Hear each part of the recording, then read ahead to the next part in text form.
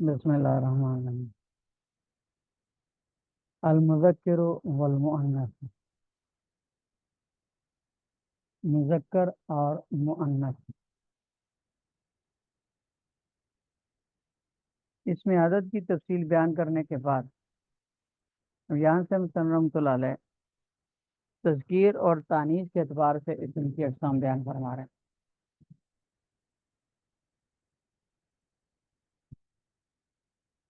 کہ تذکیر و تانیث کے اعتبار سے اسم کی دو قسمیں، مذکر اور مؤنث۔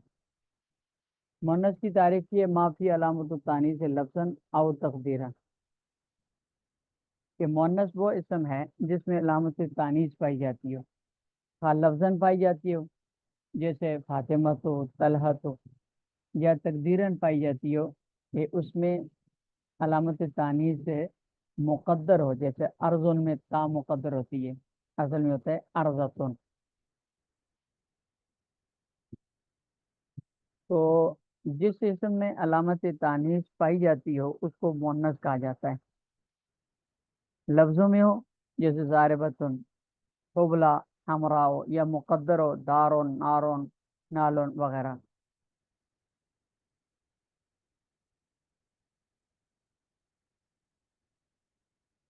پھر مذکر کی تعریف کی ہے والمذکر مذکر بخلافی، مذکر وہ اسم ہے جو اس کے برخلاف ہو، یعنی جس میں علامت تانیث نہ پائی جاتی ہو، نہ لفظوں میں ہو اور نہ تقدیرن، وہ لفظ مذکر کہلاتا ہے۔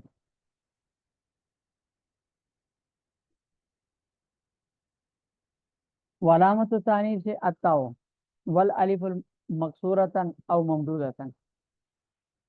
علامت تانیث تین چیزیں ہیں، تا تانیث کی، الف مقصورہ اور الف ممدودہ، یہ تانیث کی علامتیں ہیں تین۔ تائے تانیث جیسے ضاربتن ہے، اور خواہ یہ مقدر ہو یا مذکور ہو، ارضن میں مقدر ہے، اور یا باقی جو مؤنثات اجتماعیہ ہیں ان میں مقدر ہوتی ہے، اور الف مکسورہ جیسے حبلہ، سلمہ۔ البتہ الف مکسورہ کے تانیث کی علامت بننے کے لیے دو شرطیں ہیں۔ پہلی شرط یہ کہ الف مکسورہ تانیث کے لیے ہو، الحاق کے لیے نہ ہو۔ اگر الف مکسورہ الحاق کے لیے آئے تو وہ زائد ہوگا، علامت تانیث نہیں ہوتا۔ پیچھے آپ نے ایک لفظ پڑھا تھا ارتا، حمزہ را تو اور چھوٹی یا کے اوپر کھڑا زبر۔ اور دوسری شرط اس کے لیے یہ ہے کہ الف مکسورہ تانیث کے لیے تب ہوگا جب تین حرف پورے ہونے کے بعد آئے۔ اگر تین حرف پورے ہونے سے پہلے آ جائے تو وہ الف مکسورہ علامت تانیث نہیں ہوتا، جیسے عصا میں الف مکسورہ ہے، علامت تانیث نہیں ہے وہ۔ فتح میں الف مکسورہ ہے اور یہ علامت تانیث نہیں ہے۔ سمینا فتن، یہ سمینا کا مفعول ہے، سمینا فتن یذکرو، ہاں، یقال لہو ابراہیم۔ تو یہ فتن جو ہے یہ علامت الف مکسورہ آخر میں ہے، لیکن یہ لام کلمی کی جگہ ہے، فتح میں، اسی لیے یہ الف مکسورہ علامت تانیث نہیں ہے۔ تو الف مکسورہ علامت تانیث تب ہوتا ہے کہ جب تین حرف مکمل ہونے کے بعد چوتھی جگہ کلمے میں آ جائے، اور وہ تانیث کے لیے ہو، الحاق کے لیے نہ ہو۔ اور تیسری علامت تانیث ہے الف ممدودہ، حمزہ کے بعد، یہ الف کے بعد حمزہ آ جائے، جیسے حمراء، نفساء، صحراء۔ علامت تانیث سے اتا والف مکسورتن والی ممدود، وہ حقیقی و لفظی۔ پھر مؤنث کی دو قسمیں ہیں، مؤنث حقیقی اور مؤنث لفظی۔ مؤنث حقیقی وہ ہوتا ہے کہ ما بے ازائی ذکر من الحیوان ہے، وہ مونس جس کے مقابلے میں حیوانات میں مذکر موجود ہو، جیسے امراتن ہے، ناقتن ہے، عمران تو ان کے مقابلے میں رجلن ہے، ناقت ان کے مقابلے میں جمل.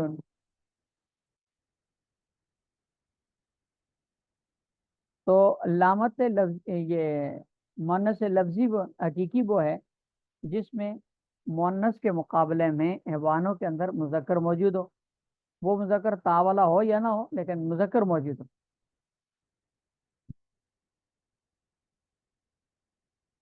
حیوان کی قید اس لیے لگائی ہے کہ بعض اوقات درختوں کے اندر بھی مونس مذکر ہوتے ہیں.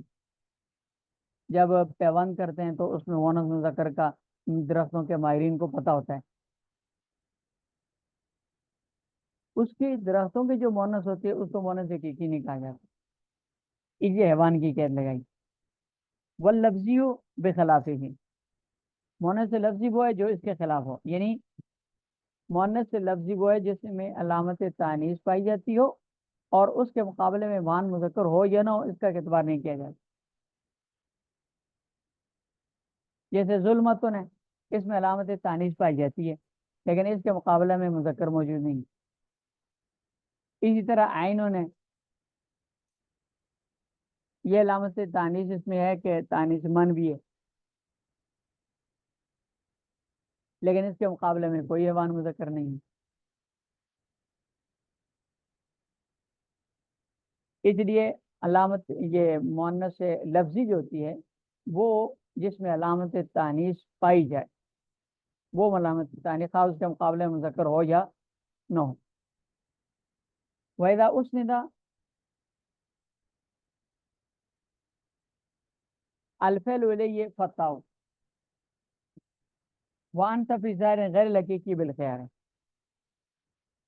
تو رحمۃ اللہ علیہ فعل کی تذکیر و تانیث کا مسئلہ بیان فرما رہے ہیں کہ جب فعل یا شبہ فعل کی نسبت فاعل اسم ظاہر مؤنث حقیقی کی طرف ہو تو فعل کا مؤنث لانا واجب ہے. فتاو ای فتاو واجبتن اذا اسند الیہ الفعل فعل الیہ فتاو ای فتاو واجبتن، کہ جب مؤنث سے حقیقی کی طرف فعل کی نسبت کی جائے فعل یا شبہ فعل تو پھر اس میں فعل کا اور شبہ فعل کا مؤنث ہونا واجب ہے. فتاو واجبتن، تا سے مراد مؤنث ہونا واجب ہے. البتہ اس کے لیے 3 شرطیں ہیں. نمبر 1، فعل متصرف ہو، لہذا نعمہ پیسہ یہ افعال غیر متصرفہ جو ہیں ان کے بعد اگر فاعل اس میں ظاہر مؤنث حقیقی آ جائے تو وہاں فعل کا مذکر مؤنث ہونے کا طریقہ نہیں ہوگا، وہاں مؤنث استعمال ہوگا. نعمت المرأۃ ہندن، مرأۃ ہندن دونوں طرح کہہ سکتے ہیں، مؤنث ہونا لازمی نہیں، مؤنث مذکر دونوں استعمال ہو سکتے ہیں. دوسری شرط یہ ہے کہ مؤنث حقیقی انسانوں میں سے ہو. اگر مؤنث حقیقی انسانوں سے نہیں ہے تو بھی اس کے لیے فعل کا مؤنث ہونا ضروری نہیں ہے، مؤنث مذکر دونوں استعمال کر سکتے ہیں. جیسے قرآن کریم میں جاءہ موعظۃ من ربکم، یہاں موعظۃ مؤنث ہے لیکن مؤنث وہ ہے کیا کہتے ہیں اس کو غیر انسانوں میں سے، اس لیے اس کے ساتھ جو فعل آیا ہے جاء مذکر فعل استعمال ہوئے. اور اسی طرح فاخذتکم الصاعقۃ، الصاعقۃ تو مؤنث ہے تو فعل بھی مؤنث آ گیا ساتھ. تو مؤنث مذکر دونوں طرح فعل استعمال کیا جاتا ہے. اور تیسری شرط یہ ہے کہ فعل اور فاعل کے درمیان فاصلہ نہ ہو. اگر فاصلہ آ جائے تو پھر بھی مؤنث مذکر دونوں لانا جائز ہو جاتا ہے.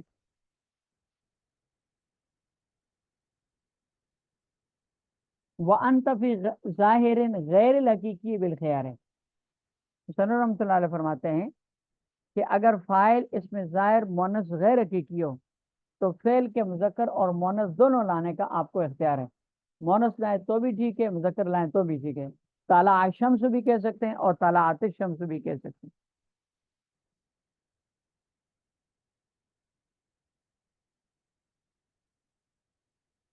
وحکم ظاہر الجمع غیر المذکر سالم مطلقاً حکم ظاہر غیر حقیقی ہے۔ مصنف رحمۃ اللہ فرماتے ہیں کہ اگر فاعل اس میں ظاہر جمع مذکر سالم کے علاوہ ہو، غیر الجمع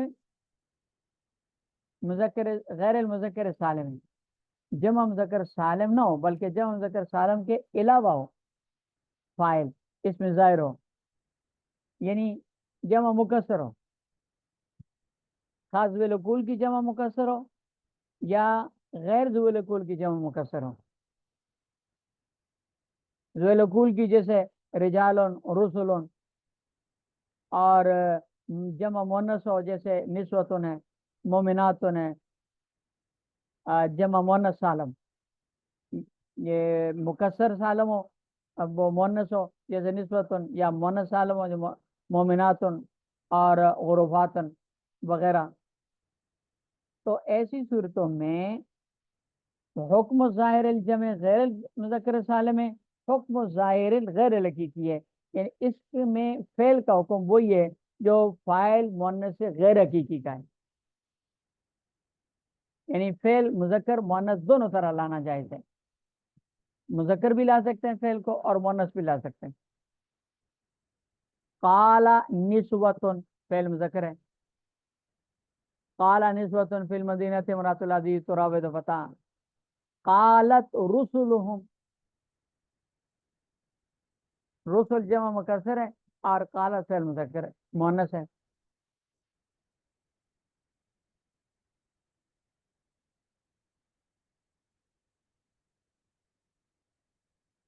وہ حکم ظاہر الجمع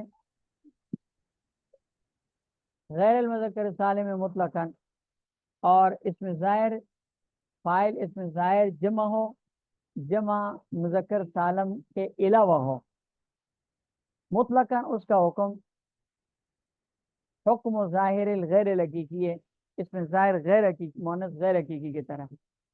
وضمیر العاقلین غیر المذکر سالم فعلت و فعلو،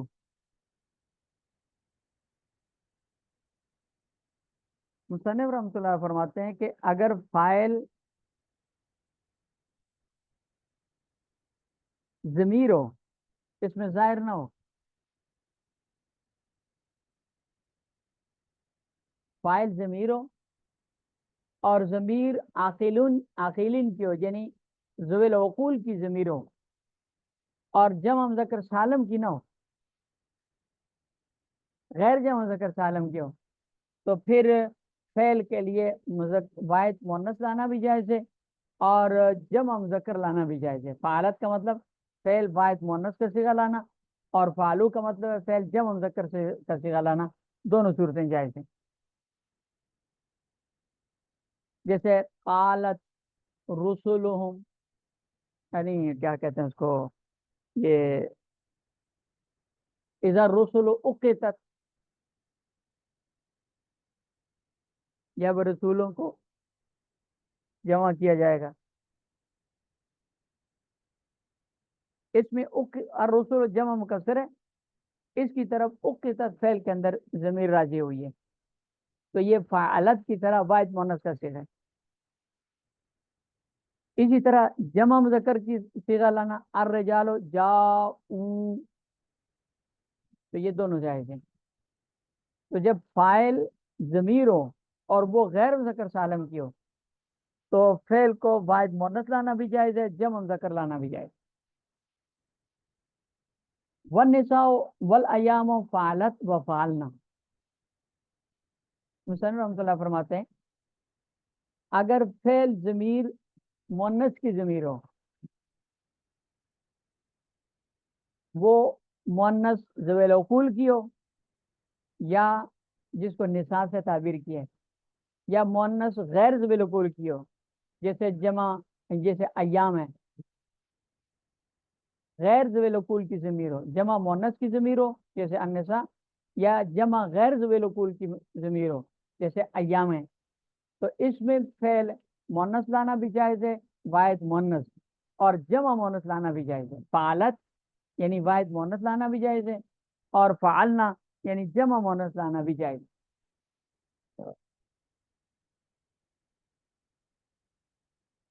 اذا النجوم انکدرت، النجوم جمع غیر زبل کل کی ہے، جمع مکسر ہے، تو اس کے لیے واحد مؤنث کا صیغہ لایا گیا انکدرت کا. اور اسی طرح الایام فعلنا، النساء قامت، النساء قمنا، دونوں طرح کہہ سکتے ہیں. الایام مضینا، العیون ظرفنا، النساء فعلنا.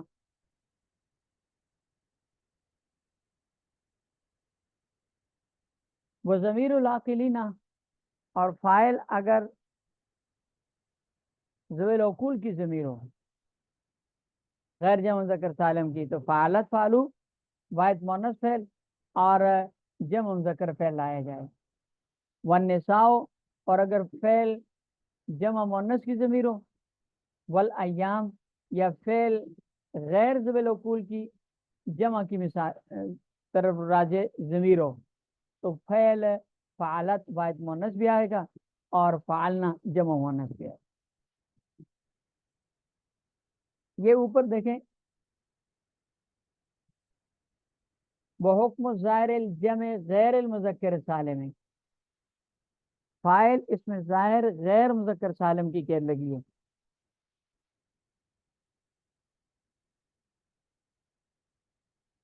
غیر جمع مذکر سالم کی قید اس لیے لگائیے یعنی جمع مکسر کے لیے قید لگائیے کہ جمع مکسر کی جو جمع ہوتی ہے وہ جماعت ان کے حکم میں ہوتی ہے، اور جماعت مؤنث ہے لہذا فعل مؤنث لانا جائے. لیکن اگر فعل جمع مذکر کی ضمیر ہو، جمع مذکر سالم، تو ایسی صورت میں پھر فاعل اگر جمع مذکر سالم ہو تو پھر ایسی صورت میں فعل کو واحد مذکر لانا ضروری ہے، مؤنث لانا جائز نہیں. لہذا جاء الزیدون کہنا جائز نہیں بلکہ واجب ہے، جاءت الزیدون کہنا جائز نہیں.